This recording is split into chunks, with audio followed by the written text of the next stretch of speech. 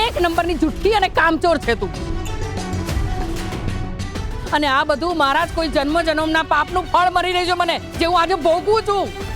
Mummy તું મારો વિશ્વાસ તો કર. આ વખતે ખરેખર અમે કંઈ જ નથી કર્યું.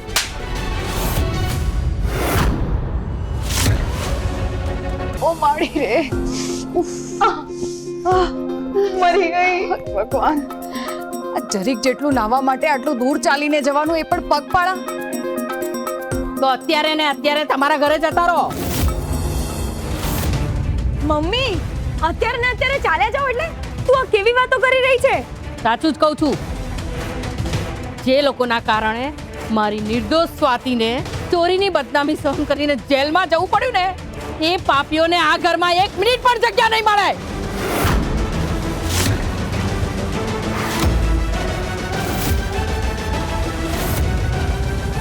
ગોડ ગોડ, મારાથી આટલું બધું ખાવાનું કેવી રીતે ખવાઈ ગયું? જીતવાની જીત. સ્વાતિ પ્લીઝ. હા શું પ્લીઝ?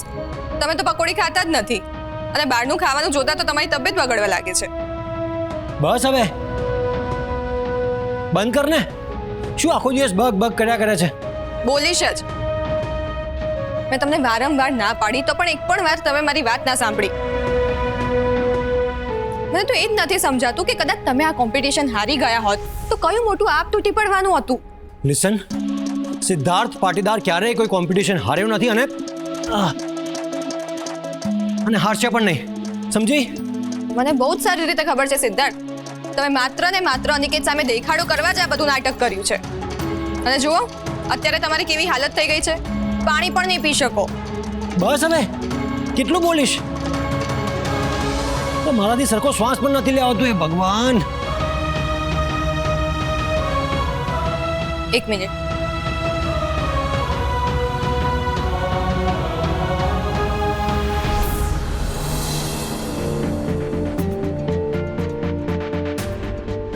આનાથી ઠીક થઈ જશે. આ લો અજમો.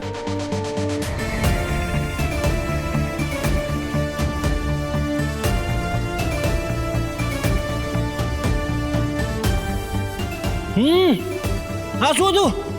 અજમો. અરે તો પહેલા કહેતો ખરી કે અજમો છે. બોલી તો કરી અજમો.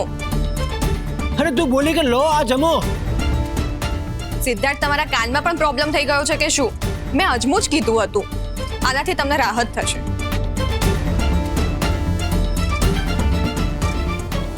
અરે વાહ, તમે બંને જણા પણ આવી ગયા. સરસ. હા મોમ. ચાલો, મેં તમારા માટે આજે પાસ્તા બનાવ્યા છે, ખાઈ લો બંને જણા. હા પાસ્તા? હા, તને ભાવે છે એવા એકદમ એક્સ્ટ્રા ચીઝ વાળા ચીઝી પાસ્તા બનાવ્યા છે. હે ભગવાન, હવે આ પાસ્તા હું કેવી રીતે ખાઈશ? શું થયું? કેમ આમ ઊભો છે? ચાલ પાસ્તા ખાવા, ઠંડા થઈ જશે તો પછી નહીં ભાવે. મોમ, હું અત્યારે પાસ્તા નહીં ખાઈ શકું. હું સીધો રાતે જમી લઈશ ને.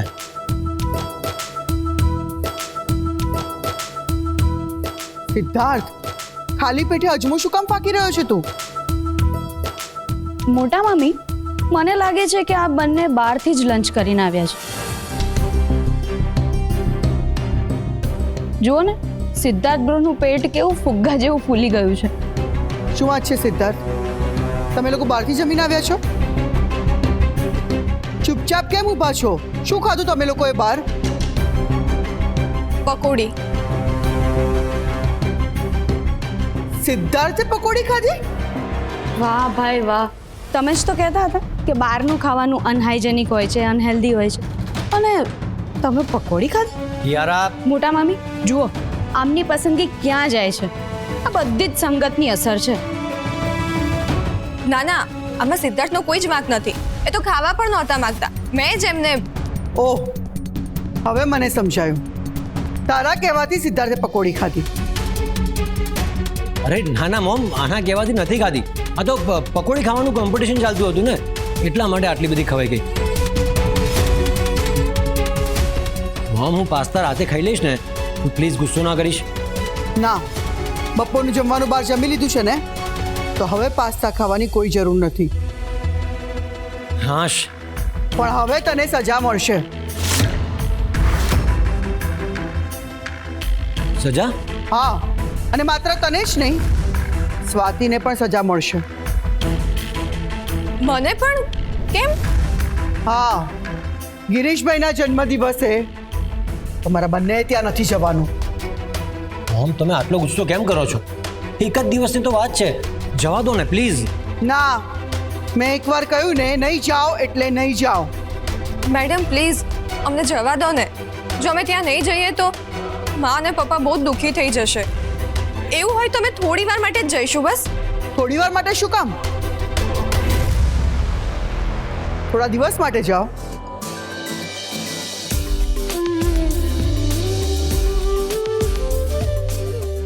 શું વાત કરો છો મોમ? મારા કહેવાનો અર્થ એ છે કે તમે બંને કાલે નહીં પણ આજે જ જજો. સમજી Swati? Thank you so much madam. Actually વંદનાબેનનો ફોન આવ્યો હતો. એમણે કહ્યું કે આ લોકો જો આજે જ આવી જાય તો બહુ સારું, એટલે મેં હા પાડી દીધી. સાચે જ તમે બહુ જ સારા છો મેડમ. બસ હવે.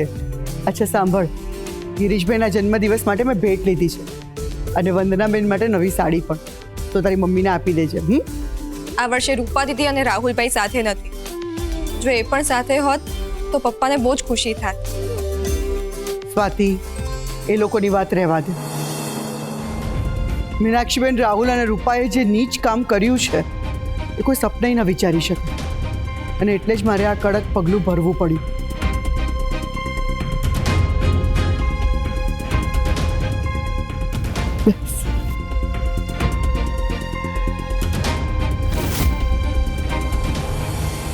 તમે લોકો ભલે ગમે એટલા ખુશ થાઓ સ્વાતિ, પણ મારી મોમ અને ભાઈ સાથે જે અન્યાય થયો છે એનો બદલો તો હું લઈને જ રહીશ.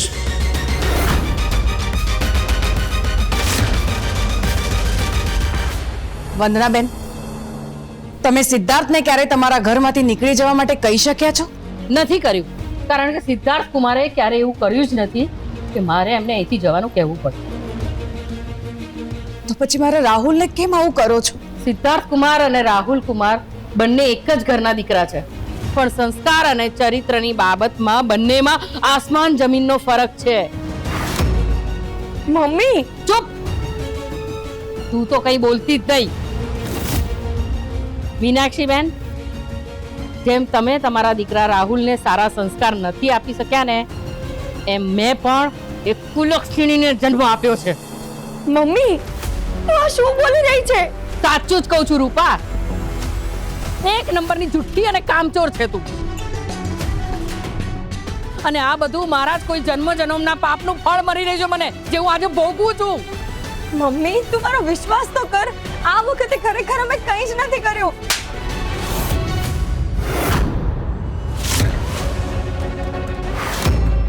મમ્મી ચૂપ! કેટલી વાર જુઠ્ઠું બોલીને તું અમને છેતરીશ. અને મીનાક્ષીબેન, તમારા લોકોની ભૂલના ભોગે વારંવાર અપમાનિત થવું પડ્યું છે મારી સ્વાતિને. મમ્મી પ્લીઝ તું એકવાર મારી વાત તો સાંભળી લે. મને મમ્મી કહીને મારી મમતાને લજવીશ નહીં તું. અને આ તારું ગંજીપાનું નાટક બંધ કરી દે રૂપા. તું એવું વિચારતી જ નહીં કે તારા ખોટા આંસુ જોઈને હું પીકળી જઈશ. હો, હું સ્વીકારું છું કે મેં ભૂતકાળમાં બહુ જ બધી ભૂલ કરી હતી, પણ આ વખતે હું ઈશ્વરના સમ ખાઈને કહું છું, આ વખતે અમે લોકો નિર્દોષ છીએ. તમારા સમ પણ તમારી જેમ જુઠ્ઠા છે. તો અમે લોકો ક્યાં જઈશું અત્યારે? જ્યાં જવું હોય ત્યાં જાઓ. મને માફ કરી દો. તમારી સગી દીકરીને લઈને અમારે રસ્તા પર ભીખ માંગવા પણ બેસવું પડશે. પ્લીઝ થોડાક દિવસ તમે લોકો અમને આ ઘરમાં રહેવા દો. હું તમારા પગે પડું છું. ઈશ્વર પણ આકાશમાંથી નીચે આવીને કહે ને કે તમે લોકો નિર્દોષ છો તો હું નહીં માનું. તમારા લોકો માટે હવે અહીંયા કોઈ જ જગ્યા નથી. જેટલું અપમાન કરવું હોય એટલું કરી લો વંદનાબેન, કારણ કે તમે લોકો પણ આ ઘરમાં બસ થોડા દિવસના જ મહેમાન છો, અને એના પછી આ ઘરમાંથી તમે જે રીતે મને કાઢી રહ્યા છો ને, એ જ ઘરમાંથી મારે તમને લાત મારીને બહાર ફેંકવાના છે. મમ્મી પ્લીઝ આટલી બધી નિર્દય ના બનતું. રૂપા મારો પગ છોડ. મમ્મી અમારે રસ્તા પર રહેવું પડશે અને લોકો પાસે ભીખ માંગવી પડશે. કેમ ચોરી કરી ત્યારે આ બધી ખબર નહોતી? મમ્મી મમ્મી બસ એકવાર મારી વાત તો સાંભળી લે. મારે કશું જ નથી સાંભળવું. નીકળ અહીંયાથી, નીકળ. હા શું કરે છે? શાંત થઈ જા તું. નહીં થવાય શાંત બેટા. રિંકુએ મને બધું જ જણાવી દીધું છે. મને એક વાત ના સમજાય, તમે લોકો અહીંયા કેવી રીતે પહોંચી ગયા? જીજુ તમે લોકોએ જ્યારે એમને ઘરમાંથી કાઢી મૂક્યા ને ત્યારે એ લોકો અહીંયા આવી ગયા. એમણે વિચાર્યું હશે કે એમના ખોટા આંસુથી મમ્મી પીગળી જશે એટલે અહીંયા ધામા નાખ્યા છે. વંદનાબેન, મેં તમારા પરિવારના વિરુદ્ધમાં જે કંઈ પણ કર્યું છે, જે કંઈ પણ કહ્યું છે, એના માટે તમે જે પણ સજા આપશો ને એ હું સ્વીકારી લઈશ. પણ પ્લીઝ અમારા માથેથી આ છત ના છીનવી લો. જરૂર પડશે ને તો મેં આખા ઘરનું એ કામ કરીશું, પણ પ્લીઝ અમને રસ્તે રજાડતા ના કરો. રાહુલ, જે સ્વાતિને તે જેલમાં મોકલવાના આટલા પ્રયત્નો કર્યા, તું એના જ ઘરમાં આજે આશરો લેવા માટે આવી ગયો? સિદ્ધાર્થ પણ આ તો મારું જ ઘર છે ને. દીદી સ્વાતિ, જો હવે તમે લોકો પણ અમને આ ઘરમાંથી બહાર કાઢી નાખશો તો અમે ક્યાં જઈશું? આ ઘરમાં મારો પણ હક છે ને. ના, બિલકુલ નહીં. જે છોકરીના લીધે અમારે પોળમાં વારંવાર અપમાનિત થવું પડ્યું એ છોકરી મારી હોય જ ના શકે. રૂપા દીદી બહુ થયું હો તારું રોવાનું. ચાલ હાલ ને હાલ નીકળ અહીંયાથી. રિંકુ એ લોકો ક્યાંય નહીં જાય. પણ દીદી માં તું પહેલા મારી વાત સાંભળ. આ ઘર પર જેટલો અધિકાર મારો અને રિંકુનો છે એટલો જ અધિકાર રૂપા દીદીનો પણ છે. પણ સ્વાતિ, તું આ શું બોલે છે? હા, તું આ લોકોને આ રીતે ઘરની બહાર ના કાઢીશ. હા વંદનાબેન, આ ઘરનો કોઈ પણ ખૂણો મળશે ને તો અમે ત્યાં શાંતિથી પડ્યા રહીશું. માં હું તારો ગુસ્સો પૂરેપૂરો સમજી શકું છું, પણ તું એકવાર ઠંડા મગજે વિચાર તો ખરી. હું શું વિચારું સ્વાતિ? જે લોકોએ આપણી ગરીબીની વારંવાર મજાક ઉડાવી, જે હંમેશા આપણી પરિસ્થિતિ પર હસતા રહ્યા છે, આજે એ જ લોકો તારી સામે લાચાર બનીને ઊભા છે. આ ઘરમાં રહેવા માટે આશરો માંગી રહ્યા છે. આનાથી મોટી બીજી કઈ સજા હોઈ શકે આમના માટે? પણ સ્વાતિ, હા, આવી રીતે અમને ઘરમાંથી બહાર ના કાઢ. થોડો સમય તો આપ. સ્વાતિ, તું શું કરી રહી છે? તું આ લોકોને ફરી એક તક આપવાની વાત કેમ કરે છે? સિદ્ધાર્થ, તમે જ વિચારો, જો ખરેખર આ લોકોએ કરોડોની જ્વેલરી ચોરી હોત તો આ રીતે રસ્તા પર ભીખ માંગતા હોત? પણ સિદ્ધાર્થ, તમે જ તો કહ્યું હતું, જેણે આ કરોડોના દાગીના ચોર્યા હોય એ શહેર છોડીને ક્યારનું ભાગી ગયું હોય. પણ આ લોકો હજી સુધી અહીં જ છે. જેમના હાથમાં કરોડોના હીરા માણેક હોય એ આવી હાલતમાં હોય? એટલે તું કહેવા શું માંગે છે? એ જ કે ખબર નહીં કેમ પણ સિદ્ધાર્થ, મારું મન વારંવાર કહે છે કે આ ચોરી આ લોકોએ નથી કરી. આ બધાની પાછળ કોઈ બીજું જ મોટું મોરું છે. પણ સ્વાતિ, જો આ બધું આ લોકોએ જ કર્યું હોય તો પણ સિદ્ધાર્થ, જો આપણે ભૂલથી પણ રાહુલભાઈને અત્યારે આવી હાલતમાં બહાર કાઢીશું ને તો પછી એમનો ઈગો ક્લેશ થશે અને પછી એ વેર વાળવા માટે આપણું જ નવું નુકસાન કરવાનો પ્રયત્ન કરશે. અને હા, બીજી વાત, આપણે રાહુલભાઈ અને રૂપા દીદી પર આટલી શંકા કરીએ છીએ ને એ વાતની સહેજ પણ ગંધ એમને ના આવવી જોઈએ. કેમ? શું ખબર એમને આ વાતની જાણ થઈ જાય અને પછી પોતાની જાતને બચાવવા માટે જ આપણું જ નવું નુકસાન કરવાનો પ્રયત્ન કરે તો?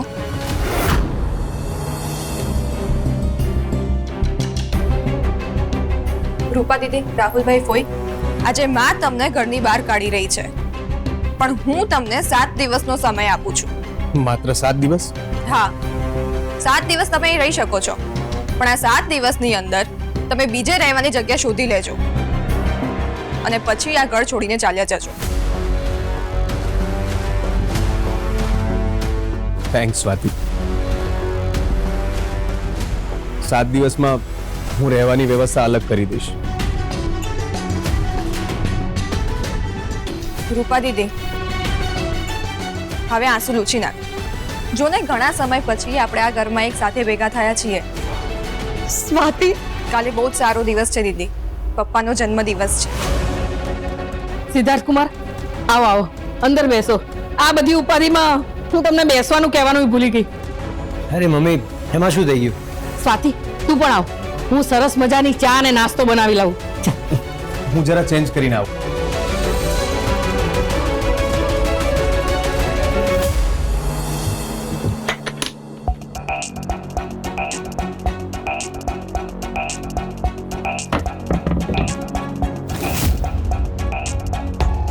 વધારે ટાઈમ વેસ્ટ કરીને કોઈ ફાયદો નથી.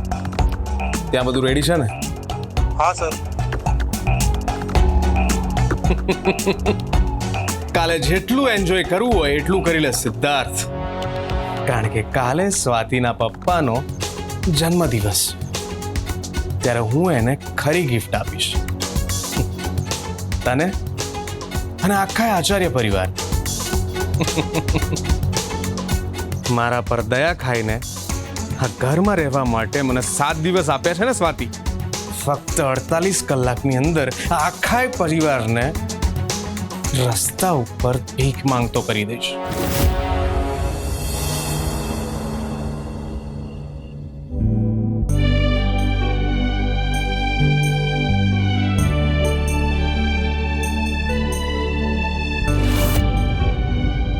શું વાત છે પપ્પા?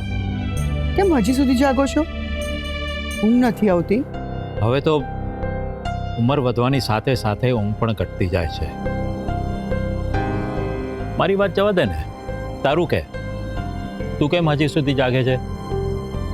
સિદ્ધાર્થ ઘરમાં નથી એટલે તારો જીવ બેચેન છે એમ ને?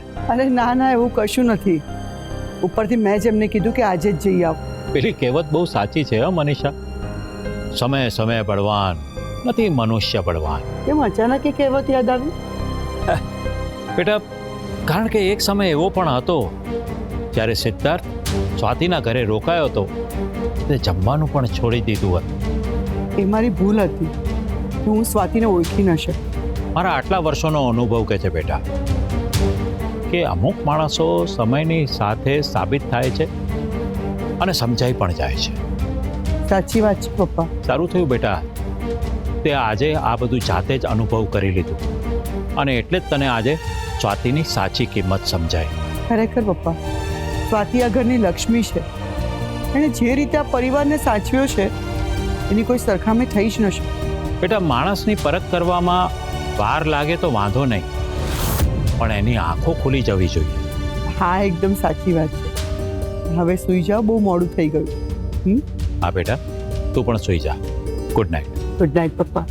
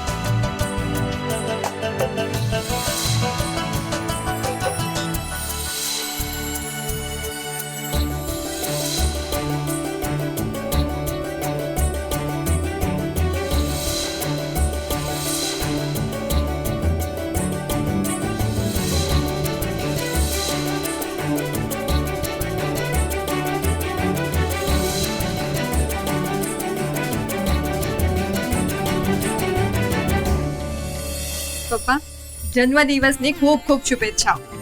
ઈશ્વરને હંમેશા એ જ પ્રાર્થના કરીશ કે કાયમ તમને સ્વસ્થ રાખે, હસતા રાખે અને સુખી રાખે. થેન્ક યુ બેટા. હેપી બર્થડે પપ્પા.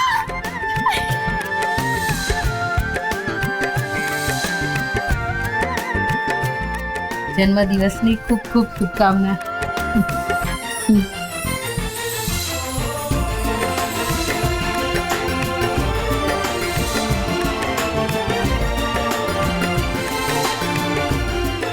આ મોમે તમારા માટે મોકલ્યું છે અને આ તમારા માટે. અરે બાપ રે, આટલા બધા ગિફ્ટ. જો તારી ગિફ્ટ પણ સિદ્ધાર્થે જ આપી દીધી. આ બધું લાવવાની શું જરૂર હતી? તમે આવ્યા ને અમારા માટે તો એ જ બહુ મોટી વાત છે. જુઓ, આનો જવાબ તો હું નહીં આપી શકું. મોમે પોતે પસંદ કરીને તમારા બધા માટે આ વસ્તુઓ મોકલાવી છે. તમારે પૂછવું જ હોય તો સ્વાતિને પૂછી લો. રિંકુ બેટા, હા પપ્પા. પેલું અંદરથી લઈ આ.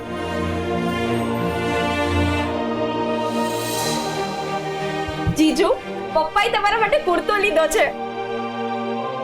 રિંકુડી, શું કરે છે તું? પપ્પાએ તો મને કીધું કે આપી દેવાની. શું થયું? અરે કઈ નહીં, આ અત્યારે પહેરવાની જરૂર નથી. હું પછી બદલાવી લઈશ. અરે ના ના, જ્યારે તમે આટલા પ્રેમથી લાવ્યા છો તો સારો જ હશે. હું આજે આ જ પહેરીશ. તું એટલીસ્ટ સારો જમાઈ બનવાનું નાટક તો કરી જ શકે છે ને. કંઈક તો શીખ આ સિદ્ધાર્થ પાસેથી. અરે વાહ, આ તો બહુ સરસ છે. મને બહુ જ ગમ્યો. ખરેખર તમને ગમ્યો? ના એટલે તમે આટલા સાધારણ કપડાં પહેરતા નથી તો મને એમ કે તમે... મમ્મી, ગિફ્ટની વેલ્યુ એની પ્રાઇસથી નથી થતી. તમે આટલા પ્રેમથી લાવ્યા છો એટલે હું આ જ પહેરીશ.